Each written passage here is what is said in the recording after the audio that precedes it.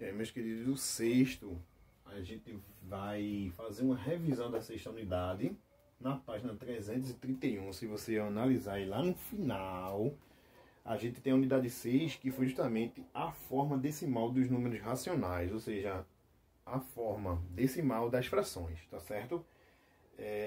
Deixa eu só fazer a gente vai fazer uma revisão que toda fração, ou seja, a gente tem aqui uma fração 1/2, a gente tem outra fração aqui 1/4, tá certo?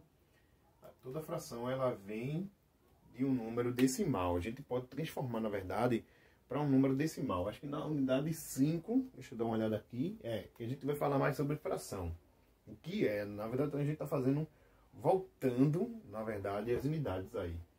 Mas fração é isso aqui, ó, um número sobre o outro. Isso aqui é um número só e a gente tem como transformar toda a fração em um número decimal. Como? Pega o numerador e divide pelo denominador. Numerador e denominador divide. 1 não dá para dividir por 2, a gente acrescenta o zero e a vírgula aqui no quociente. Então, 10 dividido por 2 vai dar 5, porque 5 multiplicado por 2 vai dar 10, e aqui não vai sobrar absolutamente nada. Então, o decimal de 1/2 é 0,5. Certo, meus queridos? O mesmo para esse exemplo aqui, ó, 1 dividido por 4. 1, que é o denominador, dividido por 4. A princípio, a gente não dá, fazendo a mesma técnica aqui, ó, 0, vírgula.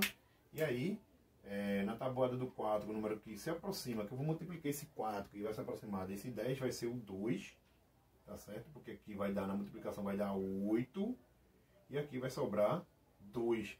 A princípio, 2 não pode ser dividido por 4, eu vou acrescentar o 0. 20 dividido por 4 vai dar 5, porque 5 multiplicado por 4 vai dar justamente o número que eu quero, que é o 20, e 20 menos 20, nada. Então, o decimal de 1/4 é 0,25. Mas aí, só relembrando, que nem todas as frações a gente vai ter um decimal finito, tá? Isso aqui é um decimal, a gente pode chamar assim, ó, decimal finito, porque finito ele tem um fim, ele acaba no 5, aqui também é um decimal finito.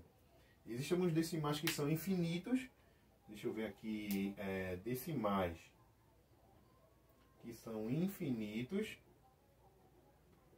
Esses infinitos aqui, ele pode se repetir, no caso assim, infinitamente, pode ser assim também. Aqui o que está se repetindo é o número 51 infinitamente. E ainda pode ser assim. Deixa eu só pegar aqui. Cadê? Não. 14, 15. 14, 15, 92, 65, 92, 65, e aí vai. Vê, a gente tem decimais infinitos, né, que é o caso, nossa fração aqui, ela veio, a gente transformou um decimal, esse decimal finito, porque tem um fim, mas existem alguns decimais que são infinitos, tá? Esses dois tipos aqui que a gente tem aqui, ó, esses dois tipos aqui, é uma coisa que a gente chama de dízimas periódicas, tá? Dízimas periódicas. Isso aqui a gente não vai entrar, né? A gente não vai entrar no assunto agora, mas só para conhecimento. Isso aqui é um decimal infinito. Todos os três exemplos que tem aqui são decimais infinitos. Porém, aqui é um decimal infinito, onde o número é infinito, que é o 333, ele se repete infinitamente, 33333. Aqui é o 51, 51, 51, 51. E essa repetição aqui, se o número que vinha depois da vírgula, né, se repetir infinitamente, e tiver uma repetição, um padrão aqui, ó, 333, aqui é o 51, 51, poderia ser 0,25, 0,25, 0,25, aí a gente chama de dízimas periódicas. Porém, tem números que tem também a parte infinita que não se repete. Esse exemplo aqui que eu coloquei é o valor de π. Π é um número irracional, tá? Então aí, ó, a parte infinita dele é o 14, 15, 92, 65 e milhares de números para trás, que não se repetem, não tem um padrão feito as dízimas. Então, só para conhecimento de vocês aí, tá certo, meus queridos? Então, eu estou seguindo aqui o exemplo, pegando umas questões do livro e só comentando, para quando for na terça-feira a gente fazer as questões. Uma outra coisa aqui, falando das operações, as operações envolvendo decimais, esses decimais finitos para a soma, tá? A gente, por exemplo, eu vou colocar 1,5 somado com 2,4. A gente necessita deixar vírgula abaixo de vírgula, né? Até se fosse, por exemplo, aqui um 3, percebe que ficou uma casa vazia aqui, eu posso completar com um 0, não interfere em nada. E soma normalmente, ó, um número abaixo do outro, vírgula abaixo de vírgula, para facilitar a nossa visualização das casas decimais. Então, 0 mais 3 vai dar 3, 5 mais 4 vai dar 9, vírgula abaixo da vírgula, e 1 mais 2 vai dar 3. Então, aqui seria a soma de dois números decimais. Para a subtração,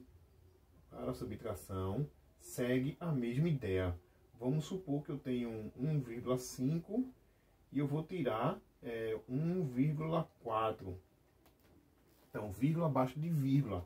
5 menos 1, 5 menos 4 vai dar 1. Vírgula abaixo de vírgula aqui, ó. E 1 menos 1 vai dar 0. Alguns casos que pode vir se por acaso, de subtração também, a gente tiver isso aqui, ó. Deixa eu só pegar uma ideia aqui. Aqui, pronto. Esse exemplo aqui, onde o número de cima é menor do que o de baixo. Tá faltando um número aqui, professor, completa com 0, tá? Então, vê, 5 menos 0, como aqui não tem nada, esse 5 ele pode cair já direto. Porém, aqui, ó, meus queridos, a gente não pode de 0 tirar 4. A gente, no sexto ano, isso não é possível, de 0 tirar 4. Esse cálculo não existe no sexto ano. No sétimo é que você vai se habituar com números negativos. Mas aqui, ó, usa aquele artifício de tirar uma unidade da casa seguinte. Então aqui fica 0 e aqui fica o 1, fica grudadinho ali com 0. Então a gente tem 10 menos 4, que vai dar 6.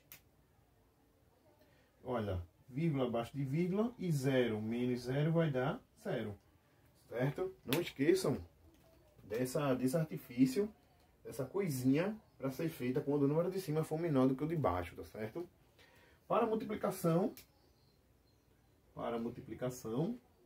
a gente precisa contar as casas decimais, né, meus queridos? Então, vê, se a gente tem 0,2 multiplicando 4, por exemplo, a gente vai fazer a multiplicação normal, por enquanto esquece a vírgula. 2 vezes 4 vai dar 8, 4 vezes 0 vai dar 0. Como a gente tem um único decimal aqui, ó, esse número 0,2 ele é o único decimal, e observa que a gente tem uma casa decimal após a vírgula, que é justamente pertencente ao número 2. Então a minha vírgula, que a princípio está aqui nesse final, no final do 8, ele passa uma casa decimal para dentro do número do 0,8, ou seja, a resposta é 0,8.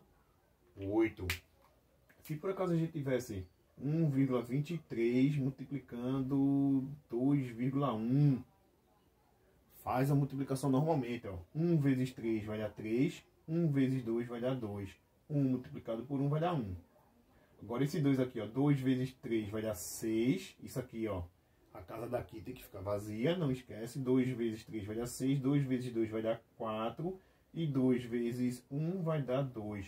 A gente vai somar isso aqui normalmente, tá? O 3 mais 0 cai o 3, somando 6 mais 2 vai dar 8, somando 1 mais 4 dá 5, e somando 2 mais 0 vai dar o 2.